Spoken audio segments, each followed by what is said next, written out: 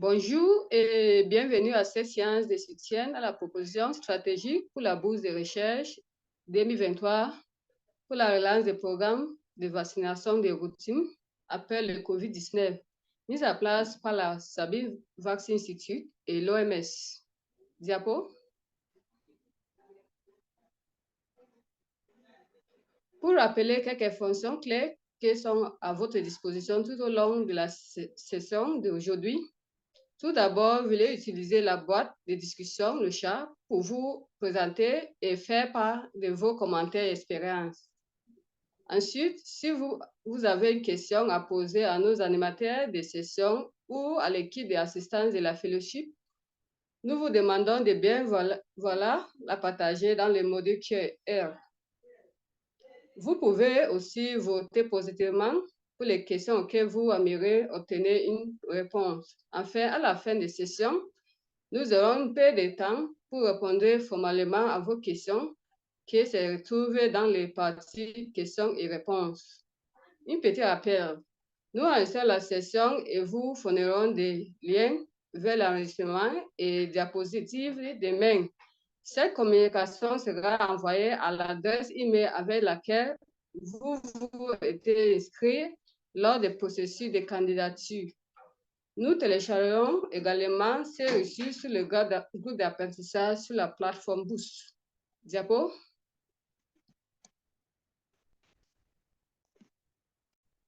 Nous commencerons cette session par un aperçu de la série d'engagements en direct suivi de quelques rappels clairs des propositions stratégiques. Par la suite, nous aurons une conversation sur l'intégration des questions des jeunes dans les vaccinations dirigées par mes collègues de l'OMS, suivi de quelques questions et réponses.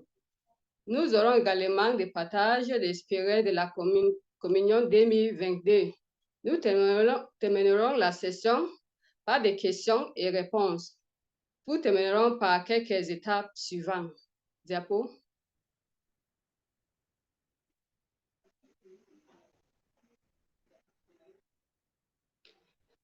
Commencerons par une question de sondage pour savoir à quel niveau nous sommes avec nos propositions stratégiques. Vous verrez une question et un ensemble de réponses apparaît à chacun sur votre écran. Vous allez prendre les 10 à 20 prochaines secondes pour répondre à la question.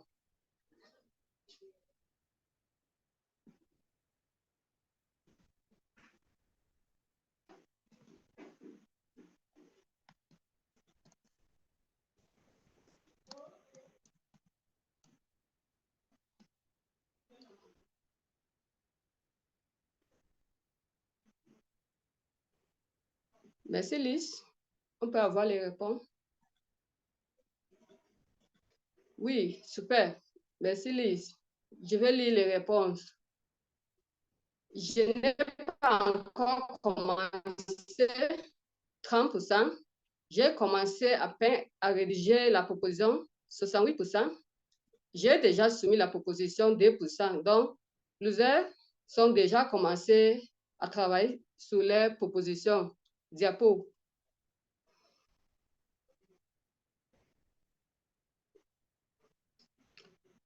Sur ce, je voudrais céder la parole à mon collègue de l'OMS, Alain Blaise, pour un aperçu de la série d'engagements en direct et quelques rappels clairs de la proposition stratégique. Alain, si vous êtes prêt, Merci. à vous. Merci. Voilà. Merci beaucoup, Martha. Bonjour, bonsoir à tout le monde, bon après-midi. Excusez-moi si je n'ai pas ma caméra aujourd'hui. Donc, je voulais vraiment remercier toute l'équipe ici avec moi et vous remercier aussi. Alors, la session d'aujourd'hui va être, vous l'avez demandé tous et on est content de voir que l'équipe de Boost a répondu à vos attentes. Nous sommes arrivés dans cette opportunité de renforcement de capacité offerte par l'OMS sur les principes les plus actuels de la vaccination à l'étape critique.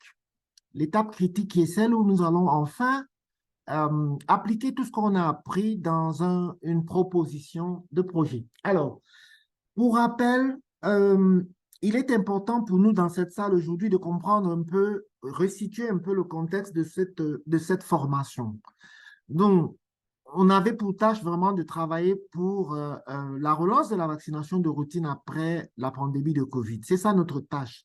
Et nous avons appris, premièrement, dans la séance du 31 août, on a parlé ensemble ici et discuté longuement avec de bonnes questions sur le rattrapage, donc ce qu'on a appelé le big catch-up, et aussi certaines stratégies d'offre de services telles que la réduction des opportunités manquées de vaccination. Rappelons-nous tous que tout ce qu'on s'est dit avec les experts de l'OMS ce jour-là, nos contributions. Et ensuite, la semaine d'après, on a discuté ensemble du concept de la vaccination tout au long de la vie et l'intégration. On a bien compris ces principes-là et on a vu ensemble quel était le contenu de ces principes et comment on pouvait l'appliquer dans nos contextes. Et on a bénéficié des exemples de nos collègues situés dans tous les pays de l'Afrique francophone. Et le 14 septembre, on a parlé de la demande, de l'acceptation de la vaccination, donc la génération de la demande et de l'acceptation. Et on a tous compris dans cette salle comment il était important pour ce concept un peu transversal dans la vaccination, quelle est la place que ça avait dans la relance de la vaccination de routine, surtout après donc, cette pandémie de Covid où on sait les gros défis qu'on a eu à faire face, tels que voilà, l'hésitation vaccinale. Et la semaine du 21, nous avons discuté, Antoinette et moi, avec vous. On a parlé au moment de la réduction du nombre d'enfants zéro dose. Alors, ces quatre, c'est bien de comprendre un peu comment ces quatre principes-là pourront nous aider à élaborer dans ce plan de relance aujourd'hui. Diapo. Alors, il est important que nous vous indiquons où sont les ressources. C'est vraiment important de savoir dans la plateforme Boost où trouver les ressources avant d'aller dans son plan. Parce que quand nous allons choisir un des concepts que nous avons présenté, s'il est le mieux adapté à là où nous travaillons, il est conseillé peut-être de revenir un peu dans ces enregistrements qui sont là pour vous dans la plateforme sur l'onglet ressources pour revenir sur ce principe-là, passer du temps, le lire et le relire, bénéficier aussi des commentaires qu'ont fait les collègues, sans oublier la présentation des experts de l'OMS. Diapo, et merci à Mélissa de mettre ça. S'il vous plaît, copiez ce lien et mettez-le quelque part. Il va beaucoup vous aider pour aller rapidement dans la ressource qu'il vous faut lors de l'élaboration de votre proposition. Diapo, s'il vous plaît. Alors, il y aura un sondage. Comme vous le savez, la proposition est à être postée dans le site de Boost, un site dédié où on va parler un peu de comment le faire. Il y a un sondage très important pour ce travail que nous faisons ensemble. La vaccination est très dynamique et il est important, chers collègues, que vous aussi, vous participez à améliorer ces séances que nous faisons, où nous essayons de travailler ces grands principes de la vaccination, ces grands concepts, et voir ensemble comment on les traduit en action. Donc, ce petit sondage-là, il est vivement conseillé. Une fois que vous avez soumis votre proposition, s'il vous plaît, vous allez trouver cela dans le lien et on va vous le donner à la fin des sessions. Il est important de donner votre feedback par rapport à comment la session a été animée. C'est vrai qu'on a eu beaucoup de retours venant de vous, mais il est très important à la fin, une fois qu'on a soumis, de vraiment participer en disant un peu son ressenti de cette formation. Diapo, s'il vous plaît.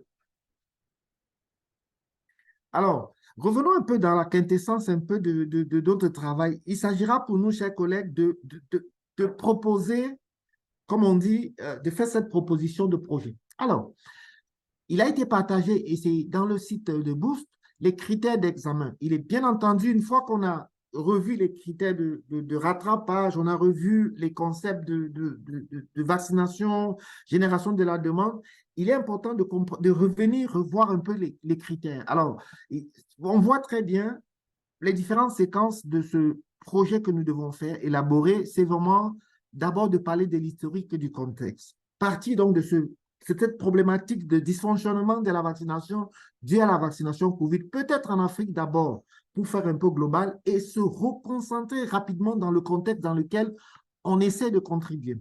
Les objectifs et justifications, on va nous dire un peu, comme vous l'avez sûrement vu dans la plateforme, pourquoi qu'est-ce qu'on essaye d'atteindre, qu'est-ce qu'on veut faire et pourquoi on veut le faire, pourquoi ça a une importance dans mon district, dans ma zone de santé ou même dans ma province. Il est très important de vraiment aller droit au but. Et ce qui est bien dans ces critères d'examen, il y a des petites questions qui vous guident, qui vous permettent d'être vraiment précis, concis sur ce qu'on veut faire. Les méthodes, les activités, sont-elles réalistes? Est-ce qu'elles vont m'aider à atteindre mes objectifs que je viens de me fixer? Alors, bien entendu, il y a un petit budget et aussi un calendrier. Il est important d'avoir un chronogramme parce que c'est vraiment un projet qui est limité de le temps. La concision, la précision, le contexte et ce qu'on veut faire, c'est capital en utilisant peut-être les grands concepts. Et si je fais tout ça, quel est le résultat que je veux obtenir? Voilà, je crois que ce qui est bien dans cette proposition de projet, c'est bien clair, c'est concis, comme je disais, et ça nous permet vraiment de rapidement démontrer ce qu'on veut faire et comment on veut le faire, avec quoi, et quand on va le faire. Alors, une fois qu'on a écrit le projet, il faut regarder la deuxième partie des critères d'examen, c'est vraiment la globalité, c'est pour voir un peu une sorte de cohérence dans la proposition. Est-ce que c'est réaliste? Est-ce que c'est suffisamment clair? Est-ce que j'ai bien posé le problème? Et le problème que j'ai posé, puis-je le réaliser dans les délais requis? Est-ce que c'est pertinent? Est-ce que les activités si je dis par exemple, je veux faire, je ne sais pas, est-ce que c'est pertinent dans mon contexte? Donc, il faut bien dresser le contexte. La faisabilité, dans le délai, on a 6 mois pour le faire. Est-ce qu'on a les ressources qu'il faut? Alors, la profondeur, ici, c'est vraiment intéressant de voir un peu quand on a travaillé Michaela, elle va parler aujourd'hui encore, elle est avec nous, c'est de voir un peu certains aspects qui pour nous, des fois, c'est abstrait, ces aspects qui sont vraiment horizontaux, de bien maîtriser l'approche genre. Comment dans mon projet, comment dans ce que je fais dans mon district, comment les obstacles liés au genre sont pris en compte? Que peut bénéficier le PEF de là où je travaille avec ma façon à moi? Maintenant que j'ai compris les principes avec les professionnels, comment je les traduis en action concrète? Et c'est important que, bon, Michaela va revenir là-dessus aujourd'hui. Et l'impact. Est-ce qu'à la fin, dans mon district, ce que j'ai fait, ce que ma proposition de projet peut passer à échelle au niveau peut-être national, peut-être provincial, peut-être régional. Mais c'est ça un peu qu'on essaie de faire. Il y a eu le dysfonctionnement de la vaccination. J'ai appris des choses avec l'OMS, les experts de l'OMS. J'ai eu l'apport de Boost dans un cadre logique de proposition de projet. Comment moi, là où je travaille, je peux faire un essai concluant pour qu'il soit amené à échelle dans l'ensemble du pays. Voilà un peu, chers collègues, ce que je voulais partager avec vous, Diapo, par rapport aux critères d'examen. Et ils sont dans le site Diapo. Voilà. Alors, quelques rappels voilà, importants par rapport à la... Voilà.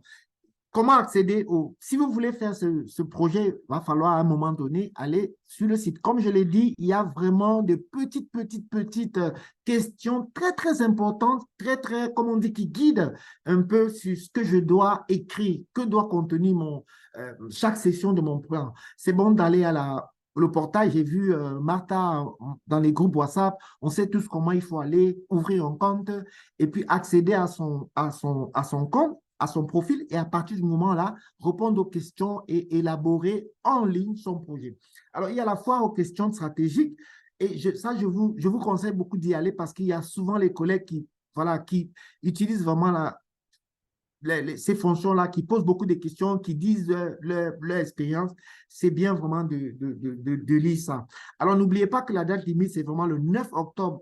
Faites tout pour vous limiter à cette date-là. Et si vous continuez à avoir des questions, en plus des groupes WhatsApp, voilà l'adresse de Boost où vous pouvez, une adresse email où vous pouvez poser vraiment des questions si vous avez un problème précis à résoudre. Alors, n'oubliez pas, nous avons ce défi-là, chers collègues, ensemble, de pouvoir utiliser cette proposition stratégique pour la relance de la vaccination de routine post-COVID pour faire en sorte que mon projet puisse être vraiment aimé, donc passé à échelle par l'équipe du PEV national tant mon projet serait pertinent quand j'ai bien compris les principes. Alors, j'ai envie de m'arrêter là et passer la parole à Michel, qui va nous instruire un peu sur le genre dans les projets, comment est-ce que concrètement nous allons voilà, adapter le projet, l'approche genre dans notre proposition de projet.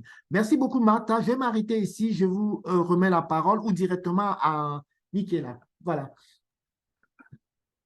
Merci beaucoup, Alain, pour cette excellente introduction et bonjour à tout le monde. Je m'appelle Michaela Manna et je travaille comme consultante des questions de genre auprès de l'OMS. Diapo. Alors, avant de commencer, on voudrait bien vous inviter à utiliser les chats et nous dire si, comment vous avez intégré la dimension de genre dans votre proposition. On voudrait bien savoir si vous avez déjà commencé. Pendant que vous écrivez, je continue ma présentation et puis on peut lire votre commentaire aussi à la fin, dans le moment de questions. Diapo. Alors, comme on le disait, aujourd'hui, on va discuter un peu en quoi la dimension de genre est-elle importante pour la vaccination. On essaiera aussi de comprendre les obstacles liés au genre dans l'accès à la vaccination, qui sont les obstacles principaux, et voir un peu en quoi consiste l'analyse des questions de genre et quelles pourraient être les activités adaptées aux spécificités des genres. Et puis, je veux partager aussi des ressources avec vous que j'espère vont être utiles pour intégrer la dimension de genre dans vos propositions stratégiques. Diapo. Alors, ça vous le savez très bien, dans votre proposition stratégique, on vous demande de identifier les obstacles ou des préoccupations qui sont liées au genre et comment est-ce que vous comptez aborder ces obstacles. Alors, diapo.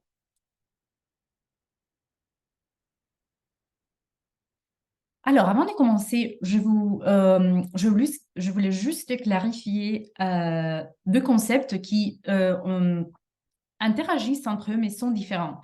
On sait que le sexe, c'est quelque chose, on fait référence au sexe, on part de caractéristiques biologiques, donc les attributs biologiques, les caractéristiques physiques et physiologiques qui généralement sont attribuées à la naissance. Par contre, on part du genre et diapo parce que le diagramme puisse, voilà.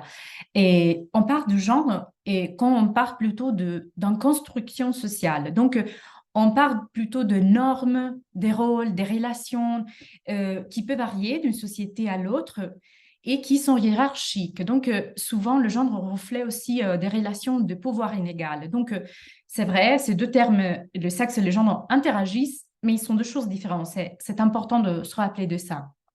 Diapo.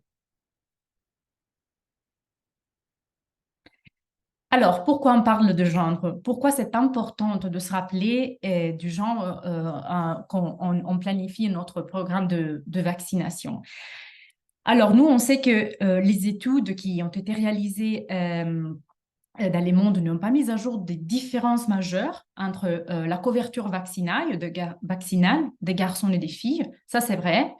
Mais en même temps, il faut se rappeler que ces mêmes données, ils peuvent nous dire quelque chose de différent s'ils sont ventilés par des autres variables. Donc, par exemple, si on ventile ces mêmes données au niveau régional, au niveau du district, ou d'autres variables aussi, peut-être urbaines, rurales, ces mêmes données, en fait, peuvent nous dire que peut-être qu'il y a une différence de couverture vaccinale entre les filles ou les garçons.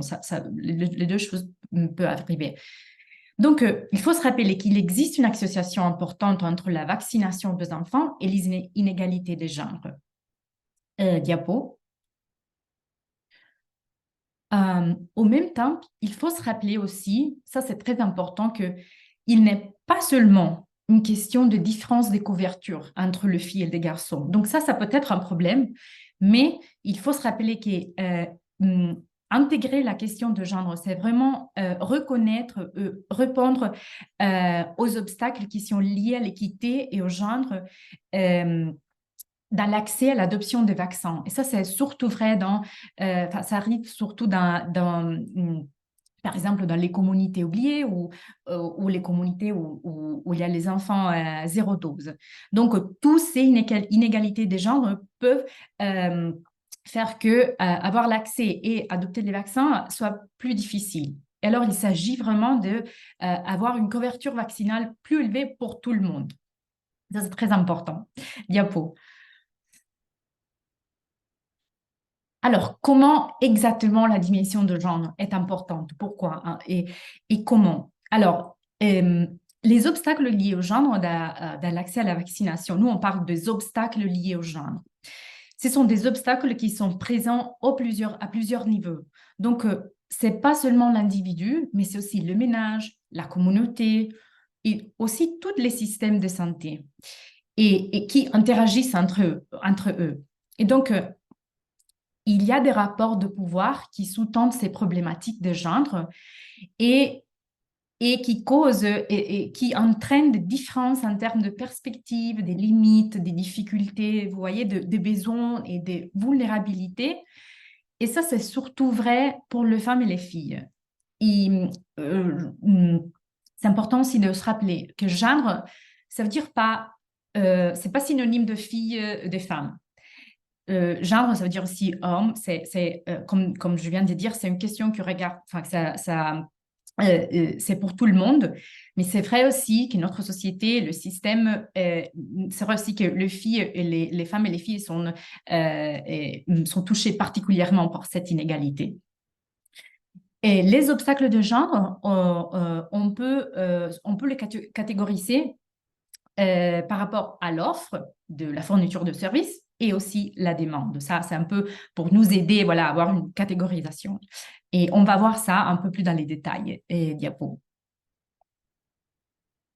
Alors, par exemple, du côté de la demande, donc quand savoir pour ce qui concerne le recours aux soins. Donc, on a déjà parlé, par exemple, du fait que peut-être il y a des différences de couverture vaccinale parce que, par exemple, les garçons sont prioritaires par rapport aux filles dans certains contextes. Par exemple, ce qui peut passer, c'est que les femmes ne sont pas autorisées à voyager seules pour de normes socioculturelles. Il peut avoir, par exemple, une stigmatisation qui est liée à la vaccination, par exemple anti-PVH. Par exemple, on sait bien que les femmes sont considérées comme les principales aidantes des enfants, mais en même temps, elles ne sont pas toujours en mesure de contrôler les ressources du ménage qui sont nécessaires pour vacciner les enfants. Et aussi, par exemple, il y a des rôles et des genres qui privent la femme de leur autonomie et par exemple, ils ont une charge excessive des travaux ménagers. Alors, elles doivent prendre la décision, soit faire les travaux de la maison ménagère, soit vacciner l'enfant parce qu'elle ne peut pas faire les deux. Ou on sait aussi, par contre, qu'un faible niveau d'éducation et d'alphabétisation de femmes est aussi associé à on peut dire qu'elles sont un peu démotivées à faire vacciner leur enfant. Diapo. Pour ce qui concerne le côté de l'offre, donc le moment de la prestation de services, dans ces contextes, on peut trouver aussi des barrières, des obstacles. Par exemple, on peut avoir des gouvernements, des politiques qui ne prioritisent pas le genre dans la planification, la mise en œuvre de la vaccination. Ou, on l'a vu un peu aussi avant, il peut y avoir une communauté qui impose des normes de genre traditionnelles et donc empêche les femmes de participer dans les services de santé.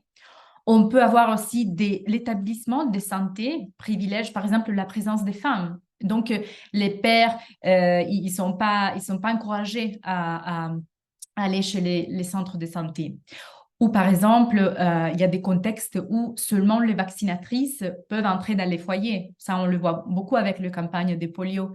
Et ces mêmes vaccinatrices, par exemple, sont confrontées à des discriminations qui sont fondées sur le genre.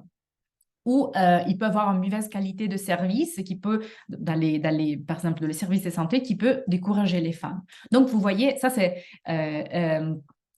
vraiment très brièvement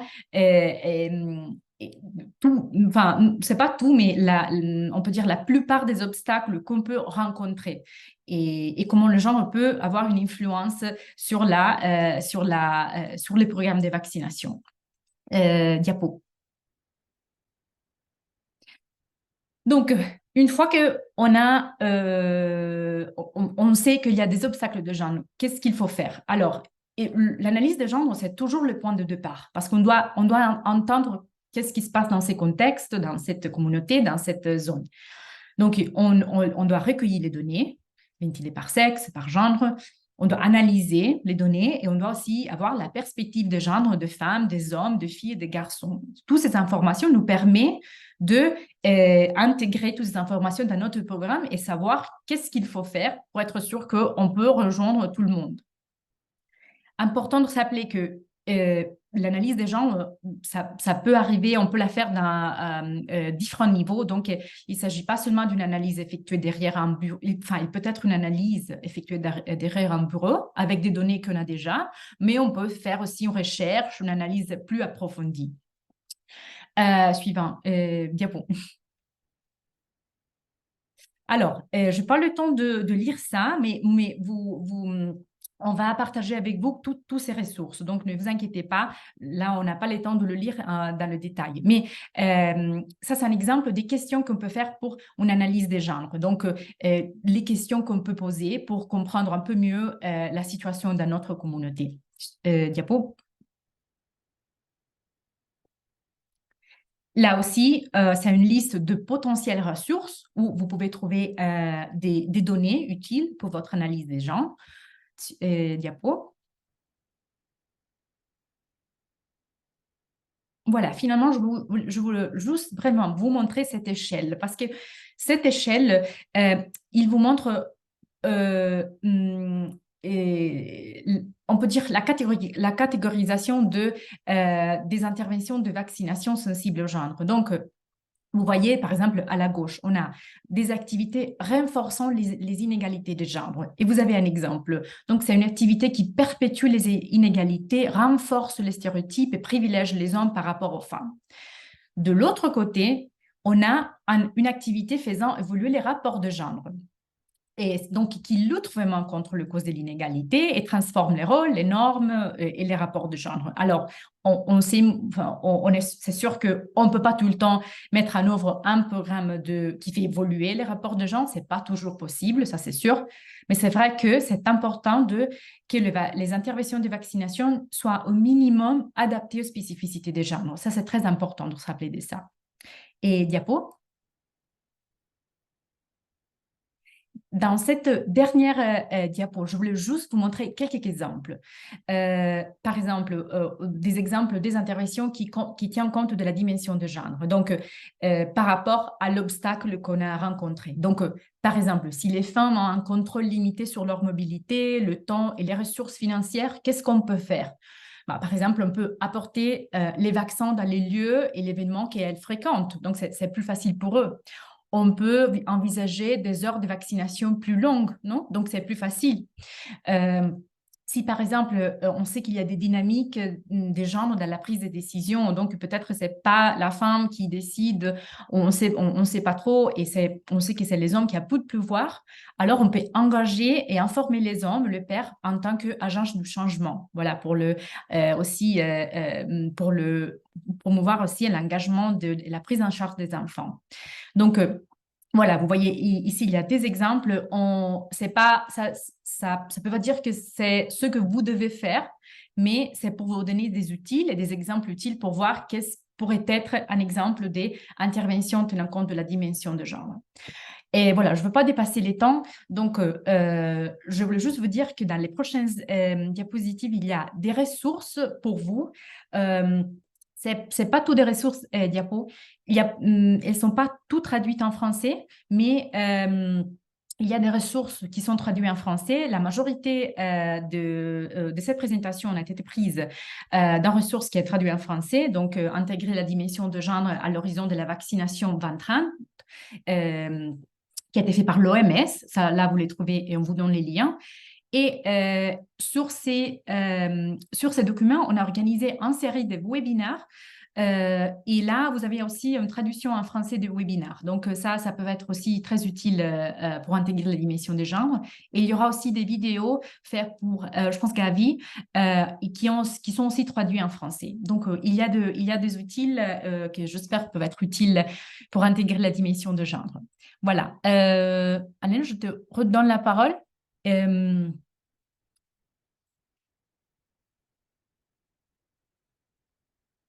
Ou Martin, je ne sais pas.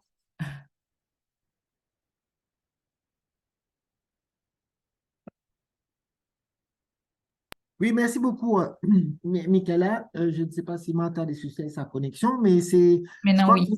on est vraiment content. Je crois qu'il y a aussi beaucoup de questions. Les ressources que vous nous présentez, nous encourageons toujours les collègues à cliquer sur les liens. On va mettre la présentation dans la communauté Boost.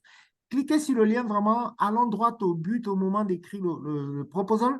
C'est le moment d'être très concis. Si vous avez identifié selon les explications de Michaela la partie du genre que vous voulez adresser dans votre, parce que j'ai vu de très bonnes propositions, suggestions dans le chat, peut-être que on va revenir dessus après, mais je crois qu'il faut vraiment situer ça depuis le contexte pour qu'on comprenne exactement quel est l'aspect de ce genre-là que vous voulez tout le long de votre projet, tenir compte de cela dans votre planification. Alors, je vais peut-être me retourner vers, pour les diapos, pour me retourner peut-être vers Martha, si sa connexion passe déjà pour la suite. Merci beaucoup, Michaela, et merci à tous. Je crois qu'il y a beaucoup de questions dans le chat qu'on va essayer de regarder ensemble. À vous. Merci, Oui, Alain. mais Mais on commence juste avec quelques questions parce qu'il y a quelques questions aujourd'hui. Et Michaela, il y a une question qui est intéressante. Nuka pose la question, pourquoi quand on parle de genre, on parle toujours de problèmes liés aux femmes? Ça, c'est Oui, la première question. merci. C'est une question importante. Alors, on parle, comme je disais, il faut se rappeler que quand on parle de genre, ce n'est pas un synonyme femme et fille. Mais c'est vrai que euh, malheureusement, les femmes et les filles sont affectées d'une manière disproportionnée par l'inégalité de genre. Et ça, malheureusement, c'est quelque chose qui s'y arrive dans tout le monde. Donc, c'est pour ça qu'on écoute parler plus de problèmes de filles et de femmes, parce qu'il y a plutôt une violence, par exemple, de genre, et les victimes, la plupart des victimes sont des filles et des femmes. Quand il y a une inégalité, par exemple, dans l'éducation, la plupart des victimes de ça sont les filles et les femmes. Quand elles ne peuvent pas étudier, souvent, c'est les filles et les femmes. Et quand il y a un écart salarial, c'est les femmes qui sont payées moins que les hommes, ou c'est les femmes qui n'ont pas le même pouvoir de décision, elles n'ont pas elles sont pas dans le même poste d'encadrement que les hommes. C'est pour ça qu'on ne parle plus de filles et de femmes. Elles sont plus touchées par ces problèmes. En même temps, parler des genres, c'est important, ça touche aussi les hommes, parce que le système patriarcal et les problèmes de genre ont des conséquences sur les hommes aussi. Il y a des ONG qui travaillent beaucoup sur ça. Promundo, c'est une de ça, je pense que vous les connaissez, qui font plein de programmes pour que les hommes aussi puissent travailler sur ça et n'être pas une victime des inégalités de genre.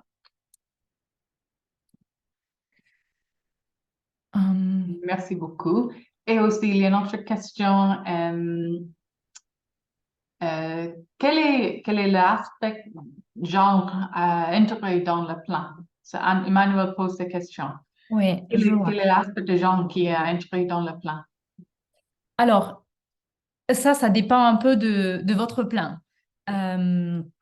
Donc, qu'est-ce que vous voulez faire comme plan? Quelle est votre proposition stratégique? C'est l'activité que vous choisissez.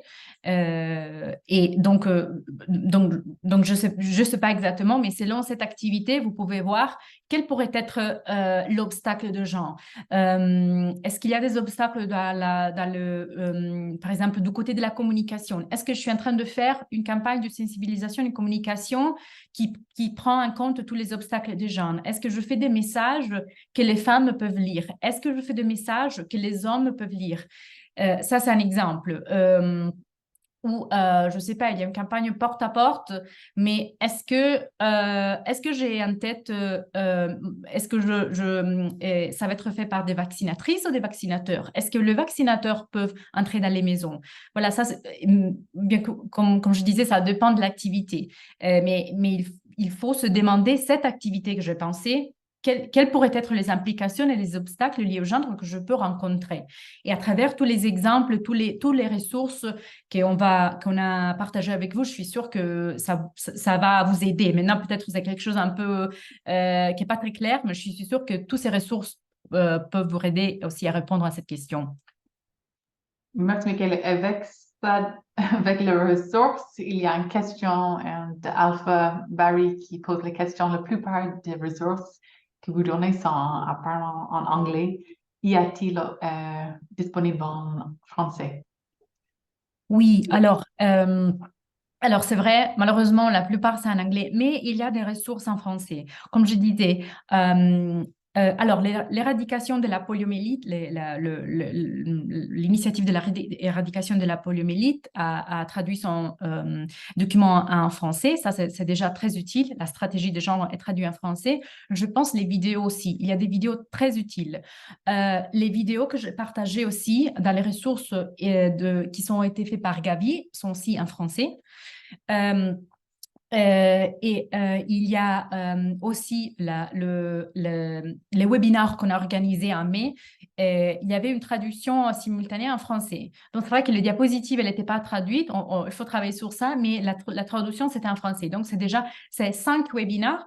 Et chaque webinaire soit une thématique spécifique, les données, les travailleurs de santé et les vaccinatrices, voilà. Et donc, ça aussi, ça peut vous aider. Merci beaucoup, Michaela. Et juste, je pense que ça, c'est la dernière question pour vous. Mais il y a une question, Raja pose la question, est-ce que l'on peut parler de coutumes et traditions de la société dans la question genre? Par exemple, dans certaines communautés, les femmes ont la tâche de prendre soin des enfants, mais ne peuvent pas toujours décider s'il s'agit de la vaccination, de routine ou de nouveaux vaccins, comme l'introduction du vaccin HPV dans le programme. Ça, c'est une question intéressante. Oui, c'est une question très intéressante. Alors, c'est une question très intéressante et très complexe. Le genre est complexe, interagissent avec des autres marqueurs sociaux très complexes. Donc, les coutumes, les traditions, la culture en général, bien sûr qu'il peut avoir un pouvoir, peut avoir de conséquences dans certaines, on va dire, dans certains contextes où l'inégalité de genre est particulièrement, on peut dire, c'est un problème. Il faut aussi se rappeler que l'inégalité des genres et donc qui cause un déséquilibre entre les hommes et les femmes, ça va aussi au-delà de la culture, parce que là, on parle d'un droit humain. Le respect d'un droit humain et donc l'effort de garantir le même droit à la santé, au bien-être, aux hommes et aux femmes. Donc, on sait bien, là, le fait que les femmes sont surtout, sont eux qui doivent prendre soin des enfants, et donc elles ne peuvent pas décider, oui, ça peut être un déséquilibre de pouvoir. Et alors, on peut travailler sur des équilibres de pouvoir, toujours en respectant la culture. Il y a plein de... c'est pour ça qu'on dit, il faut faire une analyse. On ne peut pas dire, ça c'est un programme de genre, vous le faites dans tout le monde. Chaque pays, c'est différent, chaque culture, c'est différent. C'est pour ça que l'analyse, c'est important. On connaît la culture, on connaît les traditions et on essaye à faire un programme qui respecte la culture et les traditions, mais toujours en cherchant de promouvoir cette égalité et ces droits humains fondamentaux. Merci beaucoup, Ça aide. Marie. Merci, non, c'est super. Et il y a aussi plein de questions ou plein de commentaires dans le chat qui sont très intéressants aussi. Merci à tous. Et j'ai vu aussi qu'il y a beaucoup de questions sur les propositions pour les nombreuses questions. J'espère donc que la prochaine partie de la session reprendra à ces questions. Et avec ça, Martha, est-ce que vous pouvez commencer la prochaine partie? Oui, merci Laura. Merci également. Merci beaucoup. Et les réponses. Nous, la communion de 2022. Comme ça, on va inviter Karin.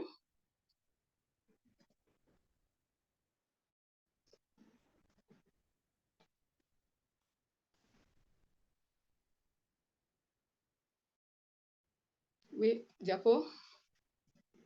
On va partager l'expérience de la... Oui, oui, Karin.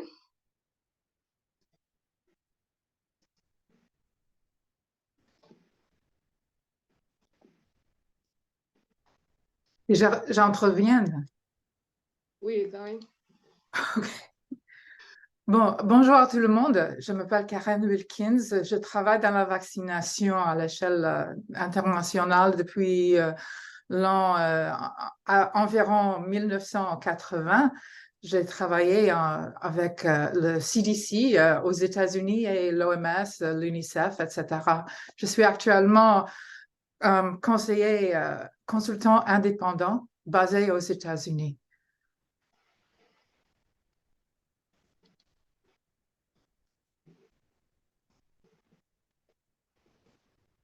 Je continue?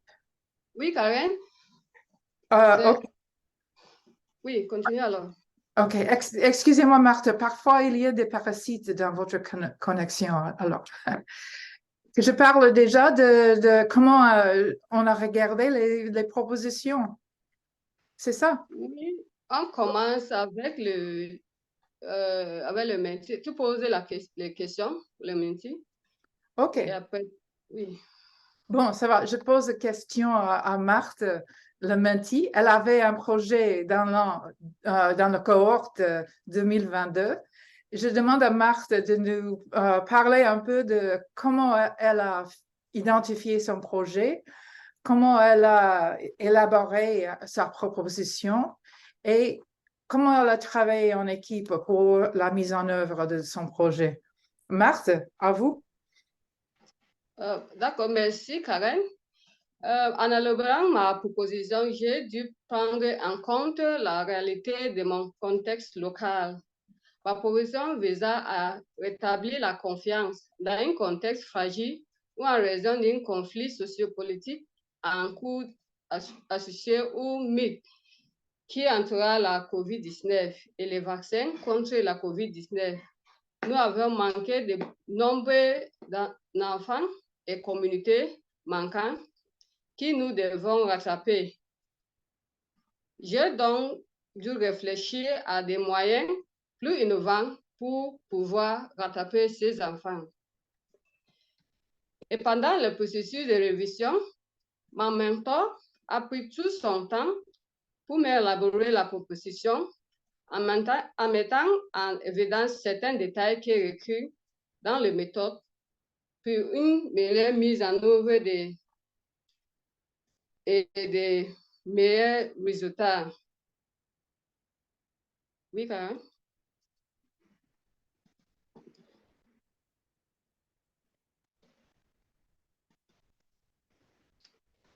Merci beaucoup, Marthe. Quel appui avez-vous au pays pour la mise en œuvre de votre projet?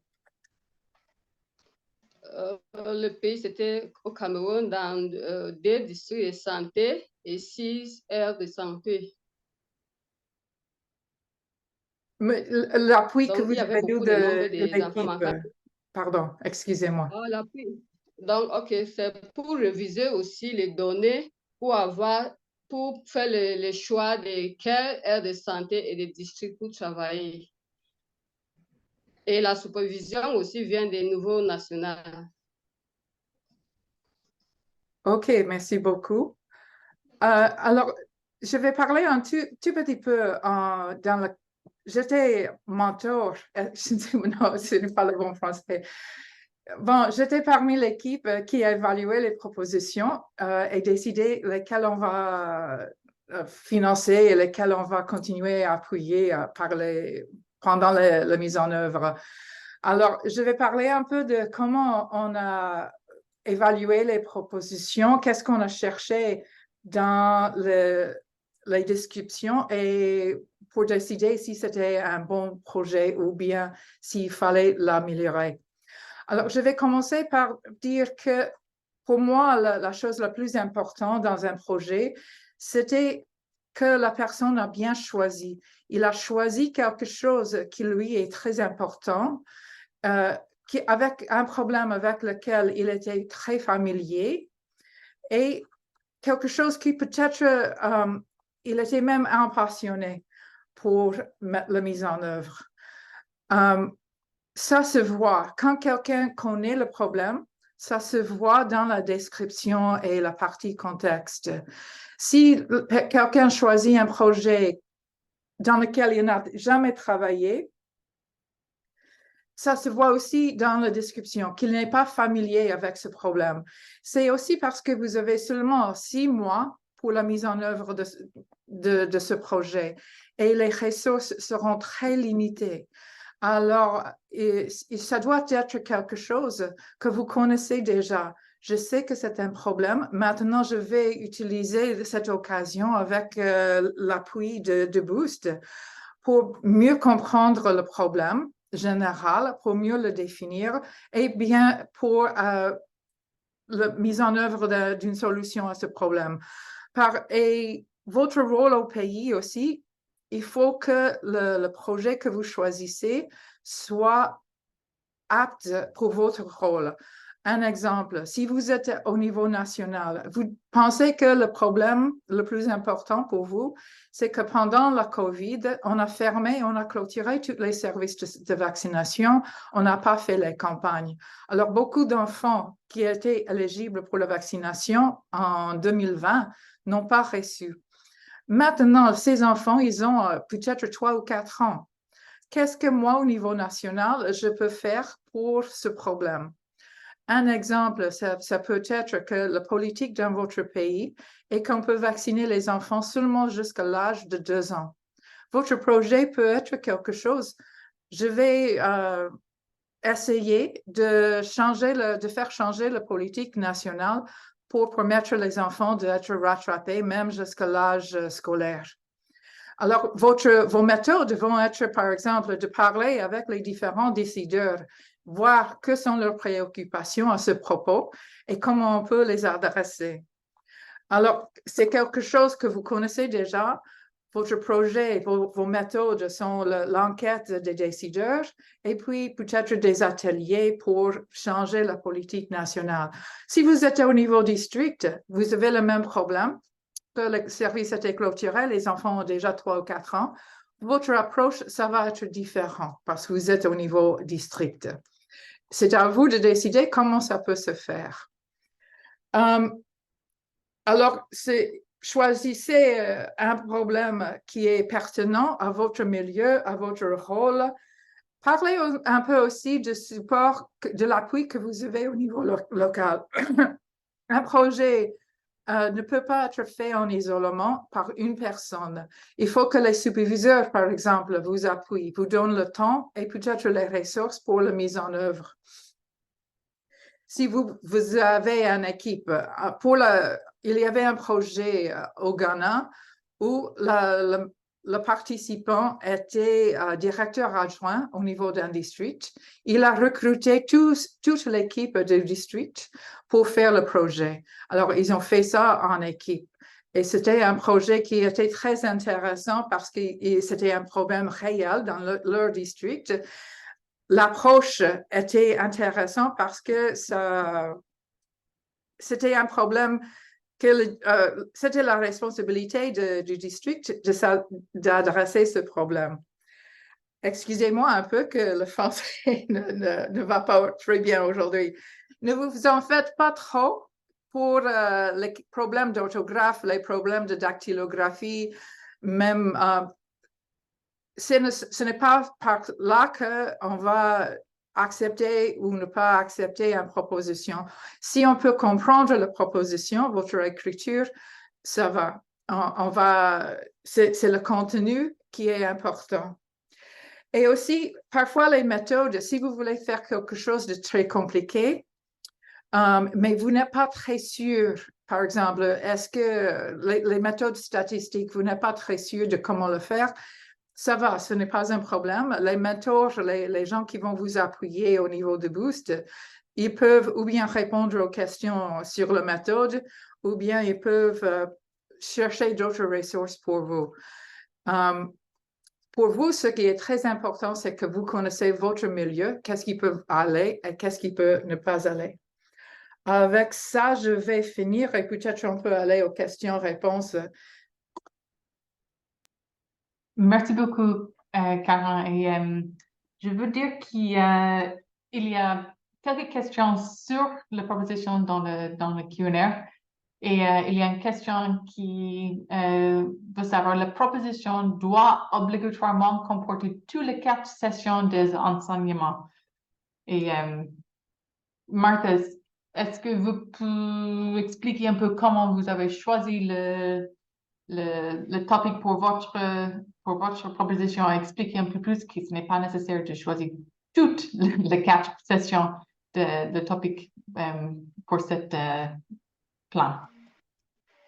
Oui, je peux dire que dans le moment des séries d'engagement, ce que je connaissais déjà dans mon milieu de travail, c'est comme ça que j'ai voulu avoir mon sujet de proposition.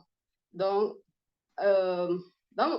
pour choisir mon sujet de proposition, une partie, c'est parce que je connais réellement ce qui se passe dans mon milieu de travail et aussi le séance en direct aussi m'a aidé beaucoup.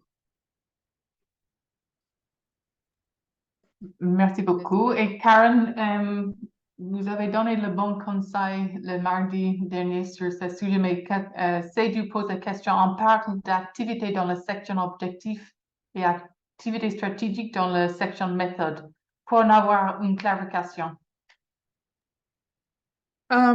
Bon, la partie objectif, ça va répondre à vous avez déjà identifié le problème. Par exemple, les femmes n'ont pas la permission pour amener les enfants à la vaccination. Alors, votre objectif sera, qu'est-ce qui va changer? Ça va être que les pères et la communauté seront mieux impliqués dans la vaccination et vont donner la permission à la femme. Vos méthodes, alors, vont être quelque chose. Comment faire le lien entre le problème et votre objectif? Est-ce que vous savez déjà pourquoi les gens ne donnent pas la permission? Vous allez, par exemple, une méthode sera quelque chose comme vous allez faire les focus group avec les pères ou bien avec les leaders communautaires ou les leaders religieux. Et vous allez identifier là-dedans les contraintes. Pourquoi eux, ils ne supportent pas la vaccination? Pourquoi eux, ils ne donnent pas la permission à la femme? Alors, qu'est-ce qu'il faut? Quels sont les messages clés que vous voulez faire passer pour que tout le monde reconnaisse, les mères, les pères, les tantes, les oncles, les leaders communautaires traditionnels reconnaissent la vaccination comme un droit et devoir de toute la communauté? Alors, je ne sais pas si c'est très clair. Alors, vous avez l'identification du problème. L'objectif, c'est qu'est-ce que vous allez atteindre et les méthodes sont les différentes investigations, etc., que vous devez faire pour connaître à fond le problème. Alors, que sont les interventions que vous devez mettre en place pour adresser les problèmes de fond que vous avez identifiés?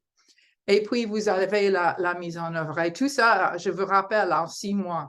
Alors, le problème doit être assez bien défini. Merci.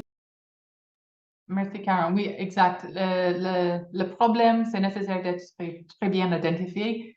Et aussi, avec le plan, si le plan est bien écrit, mais peut-être on peut changer un peu avec la prochaine étape dans la deuxième phase avec le mentorship. C'est possible de travailler avec le mentor, d'améliorer un peu la section de méthode et les interventions. Ça, c'est important de penser à ça. C'est important de dire que vous connaissez bien votre pays, votre situation, le problème. So, c'est la chose la plus importante pour nous, c'est que vous partagez clair le problème et quelles sont les interventions qui peut mettre en place. J'ai vu aussi qu'il y a beaucoup de questions sur le budget et je veux vous expliquer. Nous demandons que vous pensez sur un budget qui est réaliste sur ce qui peut être fait. Nous ne voudrions pas que quelqu'un prépare un budget de 2 millions de dollars pour une activité. Nous n'avons pas beaucoup de temps et à la même temps, il y a certaines activités, ce n'est pas nécessaire d'avoir de financement. C'est juste nécessaire de penser sur un budget réalistique. Martha ou Alain, si les autres, Karen, si vous voulez juste parler juste un peu sur le budget, je pense que ça c'est mieux pour le participant. Oui, Oui, merci. Voilà. Ah, OK. Martha, allez-y. Non, Alain, continue. Non, je voulais juste dire, Laura, merci beaucoup et merci pour les questions. Je crois que c'est important. Ce n'est pas un budget à lui-même. Il y a, comme a dit Karen, il faut qu'il y ait une cohérence entre l'activité, la faisabilité, le contexte et les ressources surtout que vous proposez pour cela. Et c'est clair que la plupart des ressources ne seront pas forcément financières donc budgétaires, mais il y aura des ressources très, très importantes dans ce que vous avez décrit vous-même qui n'auront pas vraiment un budget en termes de finances, mais qui seront vraiment critiques à être mobilisés pour que vous atteigniez vos objectifs. Bien entendu, je suis d'accord avec Laura, il y a une adéquation entre votre proposition, vos activités et les ressources financières qui peuvent vous aider à atteindre votre objectif. Mais attention, il faut vraiment qu'il y ait cette cohérence-là parce qu'on sera très regardant là-dessus. À vous, Laura. Martha, à vous pour le complément. Oh non, c'est déjà bon. Laura? Non, merci, c'était bon. Mais Martha, il y a des autres diapos, n'est-ce pas? Oui, j'ai un dernier mot pour les participants, que lorsqu'ils sont en train de soumettre leurs propositions, faites-les savoir que chaque contexte dans lequel ils souhaitent mettre en nouvelle les propositions est unique. Et il y a quelque chose d'unique qui peut bien fonctionner dans, par exemple, le contexte A, mais qui pourrait ne pas être le cas dans le contexte B. Il doit donc vraiment être réel. Et en outre, ils doivent soutenir leur travail avec des données significatives pour être obtenus. Et enfin, ils doivent éviter la précipitation de la dernière minute dans laquelle ils peuvent rencontrer des problèmes techniques juste à la dernière minute de soumission. C'est ça que je voulais dire.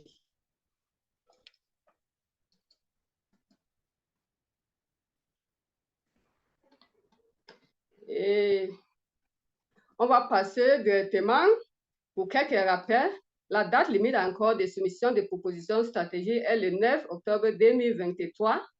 Et n'oublie pas de répondre à notre enquête post-session et aussi pour rejoindre la communauté Boost, s'il n'est pas encore fait, pour avoir accédé à tous les supports de cours. Vous recevez un certificat d'archivement de la formation si vous avez participé à l'intégration de la série d'engagement en direct. répondu à toutes les enquêtes post-session et soumis une proposition. Pour ça, on dit merci et au revoir parce que nous sommes déjà à la fin des sessions. Merci beaucoup et au revoir. Et nous voudrions dire un grand merci à tous les participants et tous les présentateurs. Et nous espérons que vous nous envoyez de très bons plans dans les prochaines semaines. Et bonne chance à tous et merci infiniment pour votre attention. Alain? Oui, merci beaucoup Laura, merci à tout le monde, hein. Chère communauté, comme j'ai dit, j'ai vu une question, la toute dernière, c'est il n'y a pas de modèle de plan qui existe qu'on peut partager avec vous, il n'y en a pas. Mais ce qu'on peut partager, ce que vous pouvez partager avec nous, en fonction de tous les concepts, vous qui êtes sur le terrain, comment est-ce qu'on peut mettre cela en pratique? Ça, c'est ça le défi. Il n'y a pas de modèle, il n'y a pas de modèle de proposition. Il y a vous qui avez le contexte et vous avez appris les concepts. Maintenant, proposez quelque chose et les meilleures des propositions, on va vraiment partager, les mettre en œuvre et peut-être partager avec tout le monde pour apprendre un peu ce que vous aurez trouvé. C'est ce que je voulais dire un peu, Laura, c'est qu'il n'y avait pas de réponse, il n'y a pas, mais il y a vous. On compte sur votre ingéniosité, votre savoir-faire et votre pratique pour nous proposer des plans qui vont nous permettre à passer à échelle et à partager ces bonnes pratiques, les documenter pour que le monde puisse en bénéficier.